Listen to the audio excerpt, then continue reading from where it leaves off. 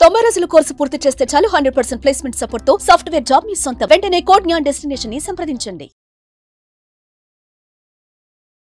నమస్తే, welcome to Suman TV. నేను మీ anchor సిరి. ప్రీవియస్గా మేము చేసిన ఏవైతే క్రాస్ కట్ బ్లౌజ్ ఎలా కుట్టాలి, దానికి సంబంధించిన మెజర్మెంట్స్ ఎలా తీసుకోవాలి అండ్ డ్రాఫ్టింగ్ ఎలా ఉంటుంది అని వీడియో అయితే చేయడం జరిగింది. దాంట్లో చాలా మంది కూడా రకరకాల డౌట్స్ అయితే అడిగారు.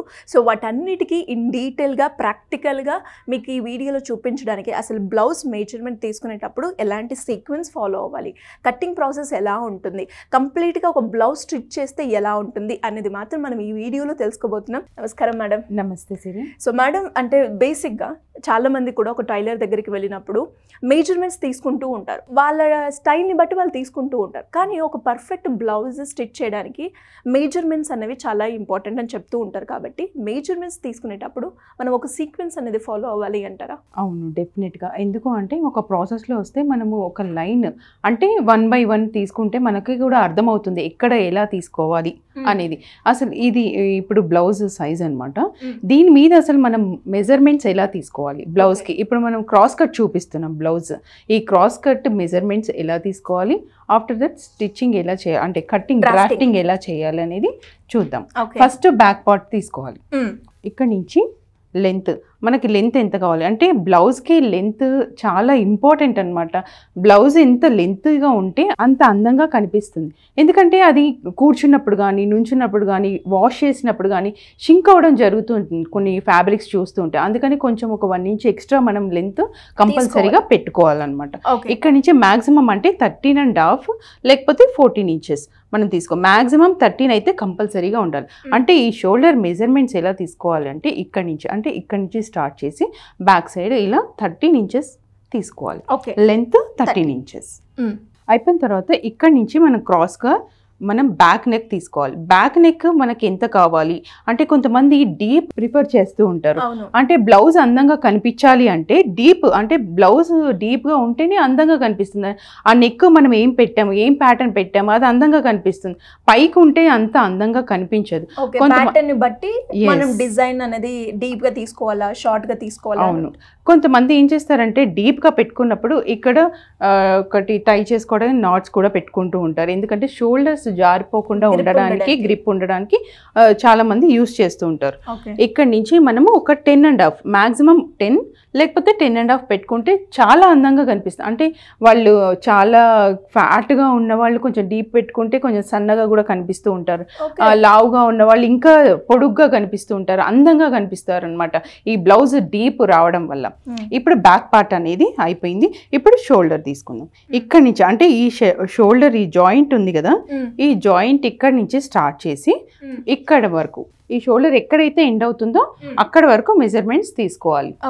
14 ఇంచెస్. ఎస్, ఇప్పుడు బ్యాక్ పార్ట్ అనేది మనకి అయిపోయింది. బ్యాక్ పార్ట్ లో ఏమొచ్చింది, ఫస్ట్ లెంత్ తీసుకున్నాము, తర్వాత బ్యాక్ నెక్ తీసుకున్నాము, నెక్స్ట్ షోల్డర్ తీసుకున్నాం. ఈ 3 పార్ట్స్ బ్యాక్ లో మనం బ్లౌజ్ కి కావాల్సిన మెజర్మెంట్స్ తీసుకున్నాం. Back neck measurement 10.5. ఇప్పుడు ఫ్రంట్ పార్ట్ తీసుకున్నాం. ఈ ఫ్రంట్ పార్ట్ లో ఫస్ట్ ఫ్రంట్ నెక్, ఇది కూడా ఇక్కడ నుంచి క్రాస్గా పెట్టుకోవాలి మనకి ఎంత కావాలి అనేది. 7.5 మ్యాక్సిమం, అంటే వాళ్ళ బాడీ తీరుని బట్టి మనం 7.5 తీసుకుంటాం. అంటే ఫ్రంట్ నెక్ మనం 7.5, ఇది కూడా క్రాస్గా పెట్టుకోవాలి. ఇలా స్ట్రైట్గా పెట్టుకుంటే డీప్ ఎక్కువైపోతుంది కాబట్టి ఇలా క్రాస్గా 7.5 పెట్టుకోవాలి. ఇప్పుడు మనం మెయిన్ మెజర్మెంట్స్కి వెళ్ళిపోదాం. మరీ ఎక్కువ టైట్ పెట్టుకోవద్దు, లూజ్గా పెట్టుకోవద్దు. ఇలా ఇంత ఫింగర్ అంటే ఒక ఫింగర్ దూరేంత టేపు మన బాడీకి మెజర్మెంట్ తీసుకోవాలి. చెస్ట్ సైజు మనకి 36.5 అనమాట. ఒక ఫింగర్ దూరాలని చెప్పాను కదా. వేస్ట్ లాస్ట్లో వేస్ట్ తీసుకున్నాం 30 ఇంచెస్. మనం ఎక్కడైతే ఎండ్ చేసామో మెజర్మెంట్ బ్యాక్ సైడ్ తీసుకున్నాం కదా, అక్కడ మనం 30 ఇంచెస్ తీసుకోవాలి. ఇప్పుడు ఆర్మ్ హోల్, ఇక్కడ నుంచి ఈ రౌండ్ మొత్తం రౌండ్ మెజర్ చేసుకుంటే ఆర్మ్ హోల్ పార్ట్ అనేది తెలుస్తుంది మనకి. 15.5 ఆర్మ్ హోల్. ఈ ఆర్మ్ హోల్ లెంత్ అని చెప్పాను కదా, ఇక్కడ నుంచి ఆర్మ్ హోల్ లెంత్ ఎక్కడి వరకు ఎండ్ అయిపోయింది చూసుకోవాలి. కరెక్ట్గా 5 ఇంచెస్.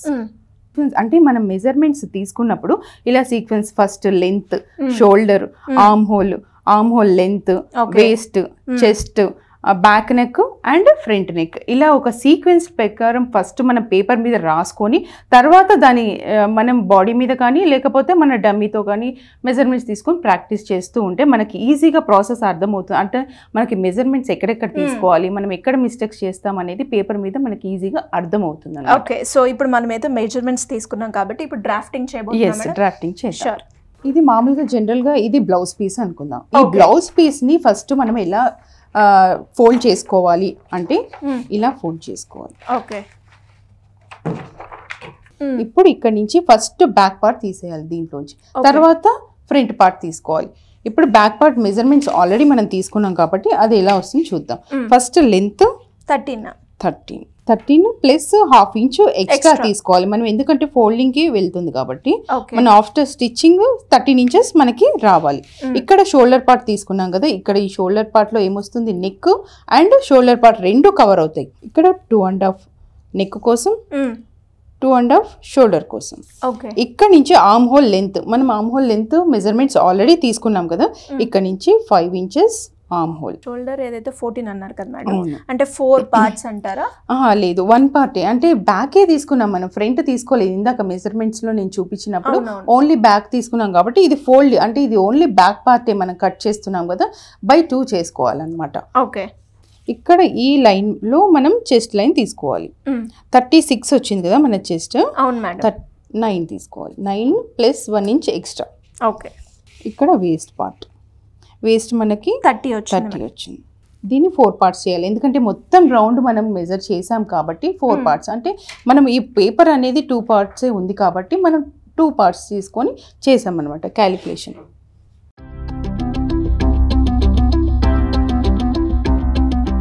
బ్యాక్ నెక్ 10.5 అని చెప్పాను కదా, ఇక్కడ క్రాస్గా పేపర్లో కూడా మనం క్రాస్గా 10.5 తీసుకోవాలి. ఒక బాక్స్ ప్రిపేర్ చేసుకొని ఆ బాక్స్లో మన ఓన్గా ఏ డిజైన్ అయినా ఏ ప్యాటర్న్ అయినా మనం డ్రా చేసుకోవాలన్నమాట. అలాగే మ్యామ్, ఎక్కడైనా కూడా మనం బ్యాక్ నెక్ తీసుకునేటప్పుడు క్రాస్గానే తీసుకోవాలంట. అవును, క్రాస్గా తీసుకోవాలి. ప్రతి మెజర్మెంట్లో మనం ఎక్స్ట్రా మార్జిన్ అయితే తీసుకోవడం జరుగుతుంది కంపల్సరీ. అంటే లోపల మన స్టిచ్చింగ్కి ఒకవేళ లూజ్ టైట్ ఉన్నా కానీ మనకు మార్జిన్ ఉంటే కొంచెం మనం అడ్జస్ట్ చేసుకోవడానికి పాసిబిలిటీ ఉంటుంది అనమాట.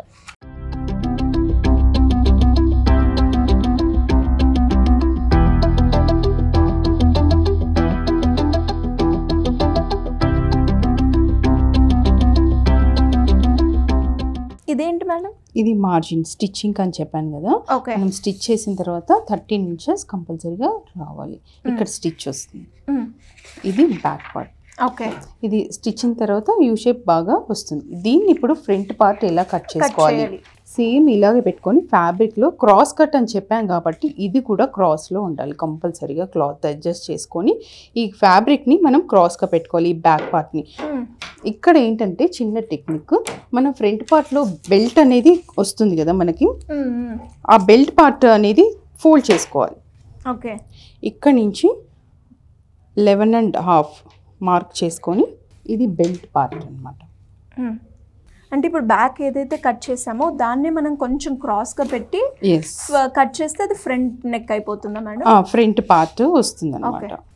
ఇలా కంప్లీట్ ఒక క్రాస్లో అయితే మనం చేసుకోవాలి. ఇక్కడ డిఫరెన్స్ ఏంటి అంటే ఫ్రంట్ కి బ్యాక్ కి ఆర్మ్ హోల్ దగ్గర డిఫరెన్స్ వస్తుంది అండ్ నెక్ దగ్గర డిఫరెన్స్ వస్తుంది. మిగతా అంతా సేమ్. అంటే ఇప్పుడు ఈ డీప్ నెక్ కూడా మనము మన బాడీ టైప్ ని బట్టి కనుక డిజైన్ చేసుకుంటే నీట్ లుక్ అని ఉంటుందా మేడం? అంటే చాలా మంది నాకు ఏజ్ ఎక్కువైంది, నేను ఇప్పుడు పెట్టుకుంటే ఎలా ఉంటుంది అని అనుకుంటూ ఉంటారు. ఈ నెక్ నాకు సూట్ అవుతుందా అనే ఫీలింగ్ లో ఉంటూ ఉంటారు. బట్ ఇది అందరికి సెట్ అవుతుందా మేడం?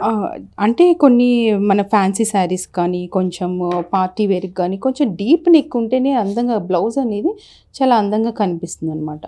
ఓకే, సో ఇలా మనం ఏదైతే బ్యాక్ కట్ చేసామో దాన్నే మనము పెట్టుకొని కట్ చేస్తూ ఉన్నాం. క్రాస్గా పెట్టి క్లాత్ మీద క్రాస్గా పెట్టి కట్ చేయాలి. ఇప్పుడు దీన్ని సెంటర్ డాట్ తీసుకోవాలన్నమాట.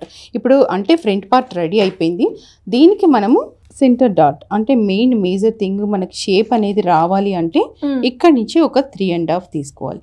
3.5కి మధ్యలో తీసుకొని ఇటు ఒక 1 ఇంచ్ ఇటు ఒక 1 ఇంచ్, ఓకే, ఇక్కడ 2 ఇంచెస్ ఒక డాట్ అనేది మనం చేస్తాం. ఇది కరెక్ట్గా మన బ్లౌజ్కి షేప్ అనేది ఇస్తుంది అనమాట.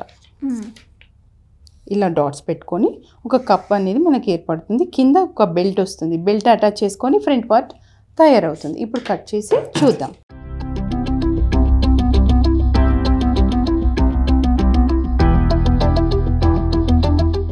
మనం ఫ్రంట్ పార్ట్ కూడా రెడీ అయిపోయిన తర్వాత ఫ్రంట్ కంప్లీట్గా బ్యాక్ ఇలా మనం క్లాత్లో కూడా అంటే ఫ్యాబ్రిక్లో కూడా ఆఫ్టర్ స్టిచ్చింగ్ ఇలా చూసుకోవాలంటే షేప్ వచ్చిందా రాలేదా అనేసి. ప్రతి పార్ట్ మనం స్టిచ్ చేసిన తర్వాత మెజర్ చేసుకుంటూ ఉండాలి. అంటే మనం మెజర్మెంట్స్ తీసుకున్న తర్వాత కూడా మనకు వచ్చిందా లేదా అనేది. ఇప్పుడు మనం డమ్మీ మీద పెట్టి చూద్దాం. Sure madam.